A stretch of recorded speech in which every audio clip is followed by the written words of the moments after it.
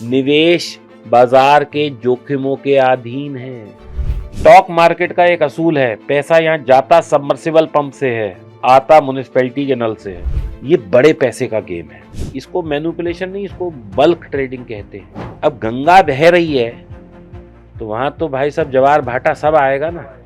क्यों नहीं वो आदमी जो 500,000 करोड़ लेके बैठा है वो ना कमाए और आप जो 10,000 लेके आए हैं वो आपके हिसाब से चल रहे मार्केट, ये कैसे संभव है?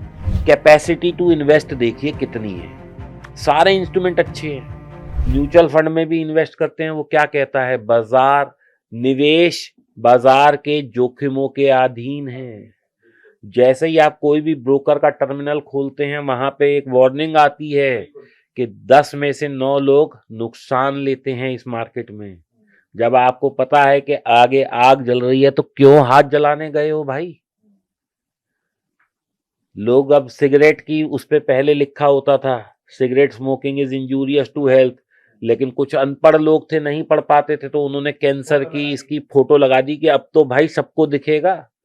लेकिन उसके बाद भी लोग स्मोक कर रहे हैं, तो क्या हो रहा है आप बताइए? इसका कोई इलाज नहीं है। ये आपको खुद पता होना चाहिए कि मैंने कोई चीज 100 की ली है, मुझे 95 में निकलना है। होने दो ना स्पेकुलेशन क्या हो रही है, होने दो ना मैनिपुलेशन क्या हो रही है। ये तो आपको लगता है मैनिपुलेशन हो रही है, और इसमें मैं जितेंद्र भाई इसको ऐसे देखता हूं कि मैनिपुलेशन क्या है, कोई आदमी पैसा डाल के खरीद रहा है, आपको किसने मना किया? आप डालो ना 500 करोड़ एक शेयर में, आप ले जाओगे उसे ऊपर, आप बेच दोगे।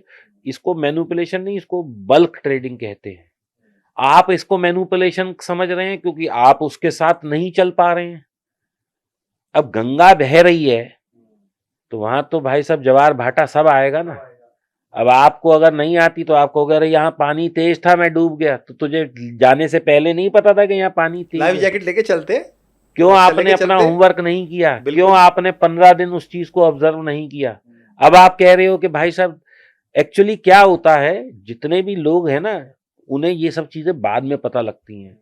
कहीं पे भेड़ चाल चल रही है, अभी जैसे हमारे जेवर में हुआ यहाँ पास में, बिल्कुल बिल्कुल, जिसे देखो वो जेवर में इन्वेस्ट कर रहा था, बाद में पता लगा वो जमीन जिसकी थी ही नहीं जिसे वो बेच रहा है। तो ये बात आपको पैसे लगाने के बाद क्यों पता लगी? पैसे लगाने से पहले क्यों नहीं आपने इन्वेस्टिगेट किया? तब तो आपके अंदर लालच था कि भैया ये 1 लाख का प्लॉट मिल रहा है 100 गज का, 5 लाख का प्लॉट मिल रहा है 100 गज का, ले लो। अरे तो भाई क्यों भेड़ चाल में चल दी है? पहले इन्वेस्टिगेट करनी चाहिए थी ना ये सब बातें। तो आदमी क्या होता है, मैं ऐसे लोगों को कहता हूं ये सब सुपर शाणे लोग हैं। पहले पैसा लगा दिया, नाकामयाब हो गए, अब खामियां ढूंढ रहे हैं क्योंकि वो अपनी गलती का छीकड़ा किसी और के ऊपर फोड़ना चाहते हैं। मार्केट तो सदैव ऐसा चलता है। मार्केट क्या ऐसे ही चलता रहेगा? मार्केट तो ऐसे ऐसे चल रहा है। जिसमें मैनिपुलेशन हो रहा है वो क्या ऐसे ऐसे नहीं चल रहा? वो भी ऐसे ऐसे ही चल रहा है। आप उस धारा को नहीं पकड़ पा रहे तो आप उसे कोई नाम दे रहे हैं। क्यों नहीं वो आदमी जो 500,000 करोड़ लेके बैठा है वो ना कमाए और आप जो 10,000 लेके आए हैं वो आपके हिसाब से चल रहे मार्केट, ये कैसे संभव है? दीपक सर, एक चीज़ मैं समझना चाहूँगा आपसे कि मार्केट में हमने देखा है कि लॉस भी बहुत होता है, लोगों को फ़ायदा भी बहुत होता है।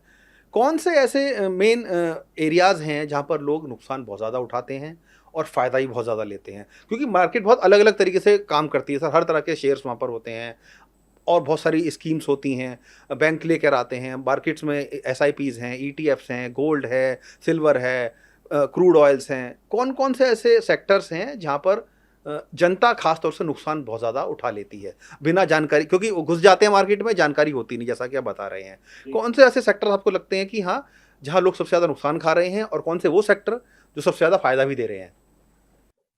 जो आदमी नुकसान खा रहा है वो गोल्ड में भी नुकसान खा रहा है, सिल्वर में भी खा रहा है, बैंक निफ्टी में भी खा रहा है, निफ्टी में भी खा रहा है, स्टॉक्स में भी खा रहा है, कैटेगरी अलग है, ऑप्शन में भी खा रहा है, वो सब जगह नुकसान ही खा रहा है। वो कैटेगरी अलग है। तो वो मैं उसको ये कहता हूं कि तुम नुकसान इसलिए खा रहे हो क्योंकि अज्ञानता में खा रहे हो।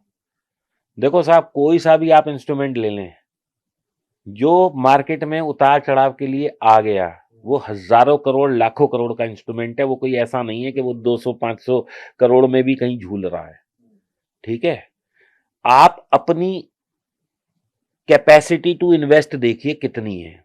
सारे इंस्ट्रूमेंट अच्छे हैं। क्या लोग गोल्ड में नहीं कमा पा रहे? कमा रहे हैं। क्या लोग सिल्वर में नहीं कमा रहे? कमा रहे हैं। क्या लोग बैंक निफ्टी में नहीं कमा रहे? कमा रहे हैं। जिन शेयरों में आप लॉस ले रहे हैं कोई तो कमा रहा है।